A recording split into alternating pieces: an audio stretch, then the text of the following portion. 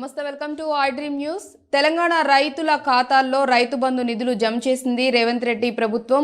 మొత్తంగా చూసుకున్నట్లయితే కొన్ని లక్షల మంది రైతుల ఖాతాల్లో రైతు బంధు నిధులు జమ చేశామన్నారు మంత్రి తుమ్మల నాగేశ్వరరావు గారు. మిగిలిన రైతులకు కూడా త్వరలోనే నిధులు విడుదల చేస్తామని అన్నారు. ఇక రైతు బంధు నిధులకు సంబంధించి మరింత సమాచారం మా ఇన్పుట్ ఎడిటర్ సంజయ్ అందిస్తారు. సంజయ్, చెప్పండి, ఇప్పటి వరకు ఎంతమంది ఖాతాల్లో ఈ రైతు బంధు నిధులు వేయటం జరిగింది?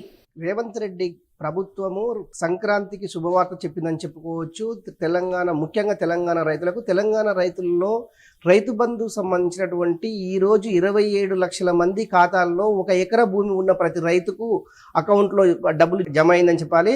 ఎందుకంటే గతంలో ఉన్నటువంటి యాసంగి పంట పనులు ప్రారంభమైన వెంటనే రైతులకు పెట్టుబడి సాయం కింద రైతు బంధు డబ్బులు రాష్ట్ర ప్రభుత్వము రైతుల అకౌంట్లోకి నేరుగా వేయడం జరుగుతుంది. అందులో భాగంగా గతంలో వేయవలసినటువంటి డబ్బులు, అప్పుడు గతంలో బీఆర్ఎస్ ప్రభుత్వం వేయవలసినటువంటి డబ్బులు ఏదైతే ఉందో వాళ్ళు వేస్తామనే సమయానికే ఎన్నికల కోడ్ రావడము, అది ఆగిపోవడము, తర్వాత తదనంతరం వెంటనే ఆ కాంగ్రెస్ పార్టీ అధికారంలోకి రావడము. కాంగ్రెస్ పార్టీ రేవంత్ రెడ్డి అప్పుడు ప్రతిపక్ష నాయకుడు ఉన్నటువంటి రేవంత్ రెడ్డి, ఇప్పుడు రాష్ట్ర ముఖ్యమంత్రి ఉన్నటువంటి రేవంత్ రెడ్డి, గతంలో మేము ఎప్పుడైతే అధికారంలోకి వస్తామో రైతు బంధు ఈ బీఆర్ఎస్ పార్టీ అప్పుడు బీఆర్ఎస్ పార్టీ ఆపినా కూడా మేము అధికారంలోకి వచ్చిన వెంటనే రైతు బంధు పథకాన్ని అమలు చేసేసి రైతుల అకౌంట్లో నేరుగా డబ్బులు వేస్తాము, మీరేమో భయపడవలసిన అవసరము లేదని కూడా ప్రతిపక్షంలో ఉన్నటువంటి కాంగ్రెస్ ప్రభుత్వం చెప్పడానికి చెప్పింది. అందులో భాగంగా అనుకున్నదే తనుగా ఈ రోజు ప్రతి రైతు 27 లక్షల మంది రైతు అకౌంట్లలో 1 ఎకరా భూమి ఉన్న ప్రతి రైతుకు అకౌంట్లో డబ్బులు జమ కావడం జరిగింది.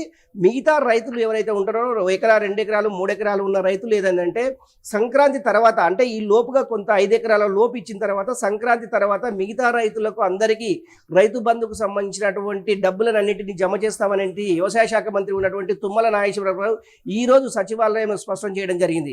నిజంగా కూడా రైతు బంధు ఆలస్యం కావడానికి కూడా కొన్ని ఆర్థిక అంశాలకు సంబంధించినటువంటి కొంత ఎసులుబాటు లేకపోవడంతో ఈ నెల రోజులు గడిచింది. ఇక నుంచి ఇలాంటి ఇబ్బందులు లేకుండా రైతులకు నేరుగా రైతు బంధుకు సంబంధించింది కావచ్చు, రైతు రుణమాఫీలకు సంబంధించింది కావచ్చు, ఒక సమీక్ష సమావేశం ఏర్పాటు చేసి రైతులకు సంబంధించినటువంటి అంశాలని ప్రతిసారి ఒక అధ్యయనం తెప్పించుకొని ఒక సమావేశం ఏర్పాటు చేసి సమావేశంలో రైతుల యొక్క అకౌంట్లకు సంబంధించినటువంటి ఈ లావాదేవీలు కావచ్చు, నిజంగా కూడా గతంలో అప్పటి రాష్ట్ర ప్రభుత్వం కొంత ఇబ్బంది రైతులు కొంత ఇబ్బందులు ఎదుర్కొన్నారు. అలాంటి పరిస్థితులు ఈ రాష్ట్ర ప్రభుత్వం చేయదు. ఎందుకంటే రైతు ఖాతానే నేరుగా ప్రభుత్వం ద్వారా ఉంచుకొని నేరుగా రైతు అకౌంట్లకే డబ్బులు వెళ్ళి అది పడే విధంగా చూసుకుంటామనేసి ఒకటైతే, రెండవది ఏంటంటే 2 లక్షలకు సంబంధించినటువంటి రుణమాఫీ అంశం కూడా చర్చకు వచ్చినట్లు మనకు సమాచారం అందుతుంది.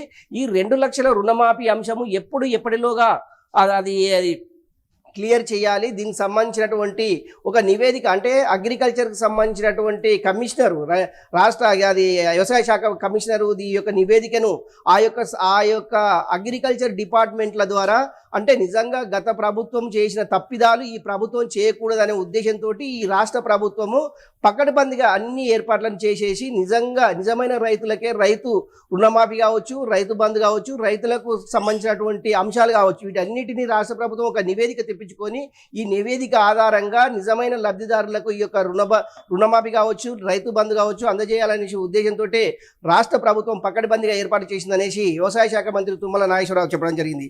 ఇందులో భాగంగా మిగతా రైతులు ఎప్పుడైతే ఎకరా భూమికి సంబంధించినటువంటి డబ్బులు జమ అయ్యావో మిగతా రైతుల విషయం కూడా రాష్ట్ర ప్రభుత్వము ఈ యొక్క నివేదిక ఆధారంగా ఎంతవరకు ఇస్తే ఇప్పుడున్నటువంటి బడ్జెట్, ఇప్పుడున్నటువంటి ఆర్థిక అంశాలకు సంబంధించినటువంటి అంశాలమైన ఆర్థిక ఫైనాన్స్ కమిషన్ అది సెక్రటరీ ఉన్నటువంటి రామకృష్ణారావు, అదేవిధంగా వ్యవసాయ శాఖకు సంబంధించినటువంటి కమిషనర్, అదేవిధంగా వ్యవసాయ శాఖలో మంత్రిగా ఉన్నటువంటి తుమ్మల నాగేశ్వరరావు దీనిపైన ఒక నివేదిక తెప్పించుకొని నివేదిక ఆధారంగా రైతులకు విడతల వారీగా అందరికీ అకౌంట్లో డబ్బులు జమ అయ్యే విధంగా చూస్తామనేసి తుమ్మల నాగేశ్వరరావు చెప్పడం జరిగింది.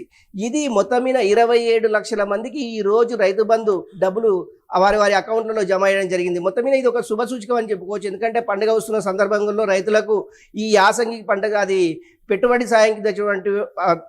సహాయం కింద అది ఇస్తున్నటువంటి రాష్ట్ర ప్రభుత్వానికి కొంతమంది రైతులు కూడా కొంత ఆనందాన్ని వ్యక్తపరిచినట్టు మనకు తెలుస్తుంది. మొత్తం మీద ఏదేమైనా కూడా ఈ రైతు బంధు కావచ్చు, రుణమాఫీ కావచ్చు, రైతులకు ఏదైతే ఎన్నికల హామీలు ఇచ్చినామో వాళ్ళన్నిటికీ ఆ వీరికి రైతులకు సంబంధించినటువంటి అన్నిటినీ రాష్ట్ర ప్రభుత్వం నెరవేరుస్తుంది, వారికి కావాల్సినటువంటి అవసరాలను కూడా తీరుస్తుంది అనేసి మంత్రి చెప్పగానే చెప్పినని చెప్పుకోవచ్చు. ఏదేమైనా కూడా ఇప్పుడు కాంగ్రెస్ ప్రభుత్వము రైతుల కోసము అన్ని విధాలుగా ఆదుకుంటామని ప్రతి రైతుని రాష్ట్ర ప్రభుత్వం ఆదుకుంటుందనేసి తుమ్మల నాగేశ్వరరావు చెప్పడం జరిగింది. అండ్ అలాగే సంజయ్, మనం చూసుకున్నట్లయితే సంక్రాంతి త్వరలో ఇంకా కొన్ని రోజుల్లోనే సంక్రాంతి పండుగ రాబోతుంది. సంక్రాంతి అంటేనే రైతుల పండుగ అని కూడా మనం చెప్పుకుంటూ ఉంటాం, రైతులు సెలబ్రేట్ చేసుకునే పండుగ కాబట్టి. ఎవరైతే అంటే ఇప్పటి వరకు 27 లక్షల మంది ఖాతాల్లో నిధులు అయితే జమ చేయడం జరిగిందని చెప్తున్నారు. మిగిలిన వారికి కూడా త్వరలోనే అని చెప్పడం జరిగింది. మిగిలిన వారికి అంటే ఎవరికైతే ఇంకా జమ కాలేదో వారికి ఎప్పటిలోపు నిధులు వాళ్ళ ఖాతాల్లోకి జమ చేసే అవకాశం ఉందంటారు?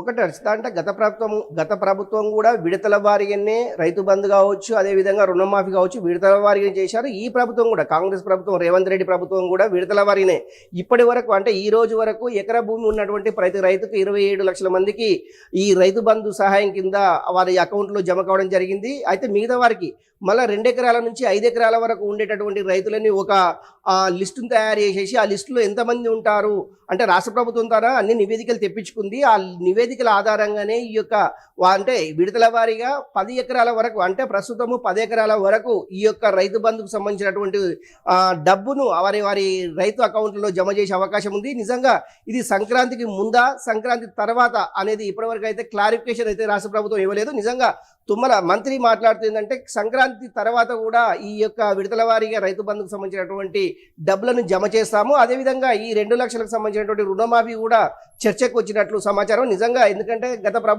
గతంలో ఆయన ఎన్నికలు ఇచ్చినటువంటి మేనిఫెస్టోలో వీళ్ళు రైతు రుణమాఫీ 2 లక్షల వరకు చేస్తామని హామీ ఇచ్చిండ్రో నిజంగా రాష్ట్ర ప్రభుత్వం మీద ఎంతవరకు బర్డెన్ అవుతుంది, ఎంత అమౌంట్ కావాల్సి ఉంటుంది, ఎంతమంది ఈ 2 లక్షల లోపు ఉన్నటువంటి రైతులు ఉన్నారు, వాళ్ళన్నిటినీ నివేదిక తెప్పించుకుంటారు. వీటన్నిటినీ ఈ నివేదిక ఆధారంగా రైతు బంధు కావచ్చు, రైతు రుణమాఫీ కావచ్చు, ఈ రెండింటిని రాష్ట్ర ప్రభుత్వం విశ్లేషిస్తుంది.